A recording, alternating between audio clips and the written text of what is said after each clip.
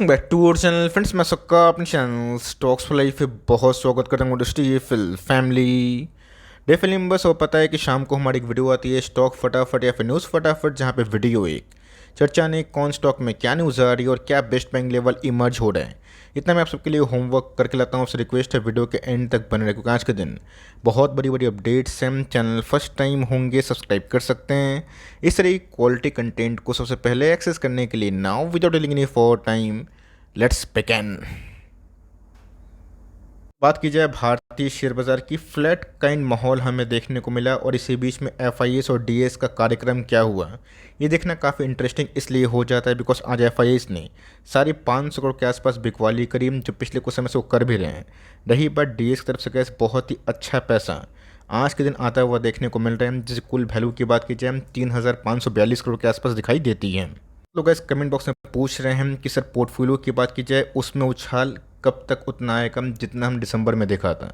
जी हाँ दोस्तों, जब से एफआईएस ने जनवरी फेब और अभी तक बड़ा माल बेचा है मार्केट में, सिलेक्टिव स्टॉक को छोड़ के ना, पोर्टफोलियो ने उतना कमाल नहीं किया है। तो जी हाँ दोस्तों, एफआईएस का आना बहुत ही हद तक इम्पोर्टेंट इसलिए हो जाता है, बट हमें फोकस करना है कि आने वाले कल में भारत का ग्रोथ कैसा हो रहा है। भारत अगर ठीक तरक्की मार्ग पे ग्रोथ करेगा, और जैसे हमने Q3 में बहुत ही ब्लास्टिंग परफॉर्मेंस देखे भारत की, इंडिया की, तो मेरा ऐसा मानना है कि देर सवेर उनकी भी ऑफकोर्स एंट्री होगी, जैसे कि हमने देखा। और ऑफकोर्स वो कब आते हैं, जब भारतीय बाज़ार में या कोई भी मार्केट में तेज़ी होती है और क्राइसिस के माहौल में कभी भी एक क्वेश्चन मार्क अगर होते हैं तो वहाँ पे कैसे एफआईएस निकलते हैं। इसके पहले भी दोस्तों हमने कोविड में और 2022 रशिया के मैटर के बाद देखा था। बीच में अगर आप देखें तो एप्पल को दोस्तों यूरोपियन यूनियन ने बड़ा फाइन लगाया है। आप सबको अच्छे से पता है, टेक जाइंट की बात की जाए, गूगल, अमेज़ोन, एप्पल, ये अपने राइवल्स को ग्रो होने ही नहीं देते हैं। ऑफकोर्स का कुछ ऐसा वैल्यूएशन कंपनी की बात की जाए उन्होंने किया था, और जिसका समरूप ये हुआ कि यूई की बात की जाए उन्होंने गैस एप्पल को 1.8 बिलियन के आसपास फ़ाइन किए। और दोस्तों ये फ़ाइन की न्यूज़ इतनी चौंकाने वाली इसलिए है बिकॉज इसके पहले एस्टिमेट पता कितना था, मात्र 500 मिलियन। जी हाँ दोस्तों, रही बात यूरोप की, अमेरिका की, उनके दोस्तों जो लॉस है ना, उसको कोई जल्दी वायलेट इसीलिए नहीं करता बिकॉज फाइन का जो सम है ना, राशि है, वो बहुत बड़ा होता है। पहले तो कैसे हम लोगों ने यही सुना था कि 500 मिलियन के आसपास इतना फ़ाइन इम्पोज हो सकता है, बट अभी तो कैसे ये फिगर हमें 2 बिलियन के आसपास देखने को मिल रही है, जो बहुत सारे मिड कैप स्मॉल कैप का मार्केट कैप नहीं होता है। इसलिए कैसे यूरोप और ऑफकोर्स अमेरिका में कोई भी तरह का रेगुलेशन को वायलेट करना ना, कंपनी को डर लगता है। ये मैं न्यूज़ इसलिए बता रहा हूँ बिकॉज आप सबको पता होना चाहिए कि देश विदेश में क्या रूल है, और इसी के लिए गैस भारतीय बाज़ार को ना बहुत ज़्यादा मैच्योर होना चाहिए, और ऑफकोर्स जो पेनल्टीज़ हैं उसको भी सही टाइम पे जो लॉ को वायलेट करता है उस पर लगाना ही चाहिए। बीच में दोस्तों आज की सबसे बड़ी अपडेट देखने को मिल रही है टाटा मोटर्स का डीमर्जर। अब दोस्तों मैंने ये बात बहुत बार बताई है कि जो भी कंपनी बहुत बड़ी होती है ना, बहुत बड़ी ग्रुप की, वो बोनस, डिविडेंड, स्प्लिट और डीमर्जर वैल्यू अनलॉक करके अपने शेयर होल्डर्स को रिवॉर्ड करने की कोशिश करती है। तो जी हाँ दोस्तों, I am pretty much sure आपके पास ये न्यूज़ आ गई होगी कि कैसे कमर्शियल व्हीकल और पैसेंजर व्हीकल की बात की जाए, जिसमें ईवी और जैगुआर लैंड रोवर्स भी आते हैं, उनके डीमर्ज की घोषणा हमें देखने को मिल रही है। तो जी हाँ दोस्तों, ये अपने आप में ना एक बहुत ही अच्छी न्यूज़ इसलिए हो जाती है बिकॉज जिनको ये खरीदना है पैसेंजर व्हीकल्स, वो खरीद सकते हैं। मार्केट में सबके पास ऑप्शंस अवेलेबल होना बहुत ही इंपॉर्टेंट है। इसके पहले हमने रिलायंस में देखा, जियो फाइनेंशियल, उसके पहले कैसे हमने मदरसन सुमी में देखा। तो जी हाँ दोस्तों, बड़ी और पुरानी कंपनी के ना यही खास विशेषता होती है, जितना गैस वो कंपनी डीमर्ज करेगी, अलग एंट्री में कन्वर्ट करेगी ना, वैल्यू अनलॉकिंग होती है। इसलिए गैस कंपनी पे आपको फेथ रखना बहुत इंपॉर्टेंट है बिकॉज ये वही टाटा मोटर्स है जो 2017 के बाद ना कोविड क्रैश में 60-70 के भाव पे चल रही थी। के भाव की बात की जाए, इससे कैसे हमें क्या सीखना है, पिछले कुछ समय से सारे ऑटो कंपनी ने बहुत ही ब्लास्टिंग परफॉर्मेंस दी है। जब आप महिंद्रा महिंद्रा को देखें, बजाज ऑटो को देखें, टाटा मोटर्स को देखें, सब अपने आप में ना बहुत बड़ी अच्छी कंपनी है, और ऑफकोर्स पिछले 2-3 सालों से इनके परफॉर्मेंस काफ़ी अच्छे हमें देखने को मिल रहे हैं। तो जी हाँ दोस्तों, आज भी कंपनी ने लाइफ टाइम हाई को हिट किया है। बोलने का दोस्तों क्या मतलब है कि अच्छी कंपनी पे जब उनका ट्रेंड वीक हो तो वहाँ पे एक्यूमुलेशन करके धैर्य बनाना काफ़ी इंपॉर्टेंट है। 17 के बाद आप सबको अच्छे से पता है कि ऑटो की कहानी ऑलमोस्ट ख़त्म हो गई थी बिकॉज कुछ ऐसे लॉज आ गए थे, और उसके बाद उसको पूरा इंडस्ट्री में भी ना काफ़ी नेगेटिविटी थी। और उसके बाद अच्छी कंपनी होती है तो टाइम देना पड़ता है। आपने इस पूरे इंटायर जर्नी में अपने पार्टिसिपेशन को शरीक किया ना, कॉन्ग्रेचुलेशन को होल्ड करे। और रही बात फ्रेश एंट्री की, SIP की अगर आप उठा रहे हैं वो ख़राब रणनीति नहीं है, बिकॉज इसके पहले भी गैस मैंने आपको साफ साफ बताया था कि टाटा पावर और टाटा मोटर्स में आप 12 से 18 महीना का इंटरवल पे ना एकोमोलेशन करिए, जिससे आपको पैनिक भी नहीं होगा और फियर भी नहीं होगा। पीएटी की बात की जाए, थोड़ा बहुत दोस्तों कंपनी में एक सेचुरेशन पॉइंट हमें जनरेट होता हुआ देखने को मिल रहा है, और कोई भी कंपनी का जब इतना बड़ा पैसा छापेगी ना, तो उधर पे गैस थोड़ा बहुत करेक्शन और पॉज लग सकता है, और लगेगा, और लगना भी चाहिए। क्या हम लोग ये उम्मीद करें कि हमेशा वीबीएल भाग्य, केपीआईटी भाग्य? नहीं दोस्तों, हम लोग ये उम्मीद नहीं कर सकते। यस, टाटा टेक की बात की जाए, इनकी आईपीओ के बाद कंपनी अच्छा परफॉर्मेंस कर रही थी, और ऑफ कोर्स ये दोनों कंपनी गैस अपने ही इंडस्ट्रीज़ की अच्छी कंपनीज मानी जाती हैं, तो दोनों में से कोई कंपनी को होल्ड कर रहे हैं, कंटिन्यू करें। करेक्शन अगर होता है तो पैनिक ना करें, बिकॉज ये सब कंपनी का थोड़ा बहुत और गिरती है ना, हमें फिर से एवरेजिंग करने का अच्छा खासा मौका बन सकता है। आईआरसीटीसी की बात की जाए, मुझे लगता है कि इसकी कोई भी शेयर को जल्दीबाजी में बेचना सही नहीं है। आईआरसीटीसी की बात की जाए, अगर आपने पेन विटनेस किया तो गेन के लिए भी रेडी रहिए। पिछले कुछ समय से कैसे मैं देख रहा हूँ कि 900-920 ये बहुत ही इंपॉर्टेंट और क्रूशियल लेवल है, जहाँ पे कंपनी बार बार बाउंस बैक कर रही है। तो जी हाँ दोस्तों, जितना लंबा बेस फॉर्मेशन होगा इन सब लेवल्स पे, ब्रेकआउट उतना ही तेज होता है। पहले भी कैसे हमने देखा था, स्प्लिट के पहले की बात की जाए तो स्टॉक तो कैसे 6,500 का था। वो तो कंपनी में स्प्लिट मिला, वरना कंपनी और भी महंगी रहती है एज़ पर द प्राइस। रही बात वैल्यूएशन की, तो मोनोपोली कंपनी है, तो थोड़ा सा प्रीमियम वैल्यूएशन कंपनी लेती ही है, बट कंपनी अच्छी है। नंबर सुपर हिट थे, और नंबर्स के बाद कंपनी साइडवेज गई है पिछले एक आध महीना से, जो एक अच्छा संकेत है। जितना लंबा बेस फॉर्मेशन होगा उतनी ही कंपनी भागेगी। आप एसआईपी कर रहे हैं सीएमपी में, धीरे धीरे उठा सकते हैं, और कभी भी क्राइसिस अगर होता है ना, आप आराम से उठाइए, लेकिन जो भी करिएगा तो उसको long term point of view से करना इंपॉर्टेंट है। इन्फ्लुएंस की बात की जाए, मुझे लगता है कि इसकी ऊँट पहाड़ के नीचे आ चुका है, यहाँ से गैस में बहुत बड़ा डाउन साइड ये एक्सपेक्ट नहीं कर रहा हूँ। बहुत लोग कमेंट बॉक्स में पूछ रहे हैं कि सर नवीन फ्लोइन तो आपका पिक 1200 के लेवल से था, हमने 5000 में देखा। तो जी हाँ दोस्तों, 5000 के आसपास अगर आपने बल्क निवेश किया है, बहुत बड़ी गलती की है, बिकॉज कोई कंपनी को जब स्टॉक 3-4-5 गुना होता है ना, बल्क अवॉइड करें। एसआईपी किए हैं, एलोकेशन ठीक है, तो ओवर एवरेजिंग ना करें।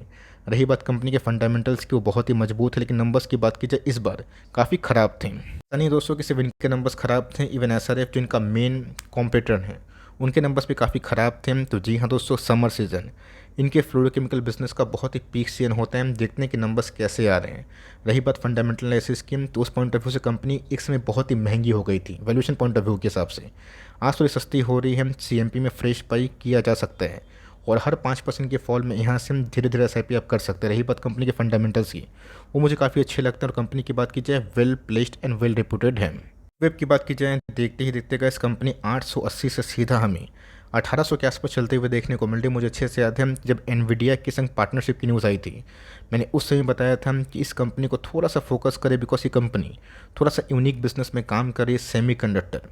और जितने भी कैसे टेक्नोलॉजीज़ हमने पिछले कुछ समय से विटनेस किया कि वो सब जो सेमीकंडक्टर कोई डील करते हैं, या फिर जितने तरह से दोस्तों डेरिवेटिव्स हमें देखने को मिल रहे क्लीन ग्रीन हाइड्रोजन में, सब में अच्छा खासा भाव बढ़ा है। तो नेटवेब दोस्तों अभी भी कंपनी फॉर लॉन्ग टर्म अच्छी है। वैल्यूएशन गैस थोड़े से महंगे देखने को मिलते हैं, बट कंपनी अगर सही जगह से सही काम करने लग गई तो मेरा सामान है गोइंग फॉरवर्ड हम लोग इस कंपनी में और वेल्थ क्रिएशन देख सकते हैं। अगर सही टाइम पे निवेश किया है तो ज़रूर कंटिन्यू कर सकते हैं। यहाँ पे गैस एग्रेशन ठीक नहीं है, छोटा मोटा डिप में अब छोटी मोटी एकोमोडेशन करें, और जो विजन है गैस कम से कम 3-5 साल का रखें, वरना क्या होगा कि आप हर डिप में निवेश करके ओवर एवरेजिंग करेंगे ना, आप फंस जाएंगे। जैसा काम ना करें जब स्टॉक कंसोलिडेशन फेज में रहे, डाउन साइड में रहे, एकोमोडेशन करें, बिकॉज कंपनी अच्छी है। अगर आपको इस थीम में कंपनी में निवेश करने का मन है तो थोड़ा सा पॉज करके नंबर्स के बाद आप ना कॉल ले सकते हो। कोशिश की बात की जाए, मुझे लगता है कि इस बार फिर से हमें कंपनी एकोमोडेशन करने का मौका दे रही है। आप सबको अच्छे से पता है कि बीच में मैं आईटी को लेकर उतना बुलिश नहीं था, एक्सेप्ट सम आईटीज़, जिसमें केपीआईटी और बहुत सारी कंपनीज ने अच्छा किया। हैप्पीएस्ट माइंड्स अभी भी एक साइडवेज पैटर्न में कॉन्स्टिट्यूट होता हुआ देखने को मिल रहा है। तो जी हाँ दोस्तों, हैप्पीएस्ट माइंड्स की कहानी आप सबको अच्छे से पता है कि जो प्रॉमिस उन्होंने किया था अभी भी डिलीवर नहीं किया, बट कंपनी अच्छी है। रही बात इन्फोसिस की, तो उसी इंडस्ट्री की जाइंट और बहुत बड़ी कंपनी है। पिछले कुछ समय से गैस इन्फोसिस में 1200 से 1700 के लेवल्स पे हमने देखे, वहाँ से गैस कंपनी थोड़ा सा हमें नीचे गिरते हुए दिखाई दे रही है। गैस एक जो सही निवेशक होता है एसआईपी करता है, बिकॉज जब आपको स्टॉक में थोड़ी बहुत गिरावट कमज़ोरी देखने को मिली, अगर वो लीडर है, कैश अच्छा जनरेट करती है, तो देर सवेर अच्छे पैसे बनते हैं। बहुत ही गुड केस, बहुत ही लकी अगर आप रहें, कंपनी आपको 1500 के नीचे मिल गई तो वो तो गैस बहुत ही अच्छा प्राइस है।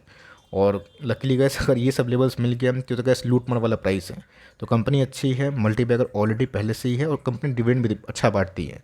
ये सब गैस लार्ज कैप कंपनी है, ब्लू चिप। तो इन सब कंपनी से ये मत सोचिएगा कि आपको मिड कैप स्मॉल कैप का मजा दें, बल्कि हाँ, इन्फ्लेशन की बात की जाए, एफडी क्रेडिट की बात की जाए, इनको कंपनी आराम से बीट कर सकती है। इंडिया की बात की जाए तो जी हाँ दोस्तों, काफ़ी पेन दे रहा है, इस बात को मैं हम्बली एक्सेप्ट कर रहा हूँ। बट बहुत सारे स्टॉक्स ऐसे भी हैं जिन्होंने बहुत बड़ा गेन दिया।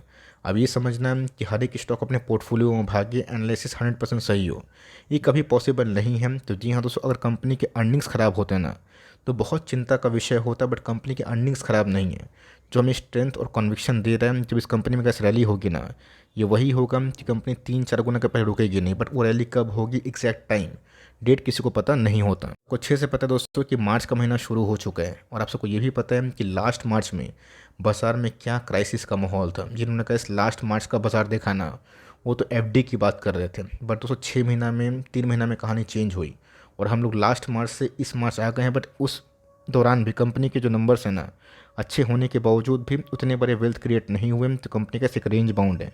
हमने बहुत सारी कंपनीज़ को देखा है जो 2 साल 3 साल 4 साल परफॉर्म नहीं करती है, और उसके बाद क्या जब भागती है तो 3-5-6 गुना भी होती है। यही तो ऐसे स्टॉक मार्केट है। तो कंपनी के नंबर्स तो काफ़ी अपीलिंग है, इंकरेजिंग है। मार्जिन्स का एक छोटा बहुत इशू है जो कंपनी के टॉप लाइन से शायद ढक सकता है। देखते हैं कि आने वाले कल में नंबर्स कैसे होते हैं। बट नंबर्स ख़राब होते हैं तो मैं बोलता है कि निकलने का आप सोच सकते हैं, बट नंबर्स अच्छे हैं तो हमें कैसे टाइम देने के अलावा और कोई ऑप्शंस दिखाई नहीं देता। वर्धना मदरसा की बात की जाए तो इस बार का नंबर्स जो एक्सपेक्टेशन था बाजार से उससे कम आए थे। बाजार ने पनिश भी किया था, बट फिर से इस कंपनी लाइफ टाइम जो हाई है ना, वो लगा चुकी है। रही बात का इस कंपनी के आज के हाई की 122 है। कुछ अच्छे से पता है कि 65, 70, 80, 90, 100 के लगभग में हमने इस कंपनी को बहुत बार कवरेज दी थी। वहाँ से तो इस कंपनी 80-90% के लगभग हो चुकी है। आपने पूरे जर्नी को राइड किया तो मेरा ऐसा मानना है कंटिन्यू कर सकते हैं। बिकॉज मुझे लगता है कि जिस हिसाब से ऑटो स्टॉक्स में तेज़ी हुई है, ऑटो एंसिलरी में अभी भी तेज़ी बाकी है, जिसमें यूनो मिंडम जो बहुत ही मुझे अच्छा कंपनी लगता है। मदरसन सुमी की बात की जाए, सोना BLW, तो मुझे लगता है कि काफ़ी अच्छे बैलेंस शीट हैं। इन सब फोकस करें और कंपनी में अगर आप निवेशित हैं तो निवेशित रह सकते हैं। इसकी बात की जाए तो जी हाँ दोस्तों, 20 में कंपनी बिल्कुल नहीं चल रही थी, और फिर से वही कमेंट्स आना शुरू हो गए थे कि सर मैं फंस गया, कब चलेगी नहीं चलेगी।